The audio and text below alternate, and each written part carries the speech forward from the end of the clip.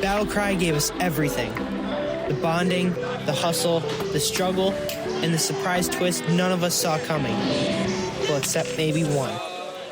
Though our rankings were not what we'd hoped, we still showed up for each other every match. You can count on our fan section to keep the team spirit high. Then came Alliance selection.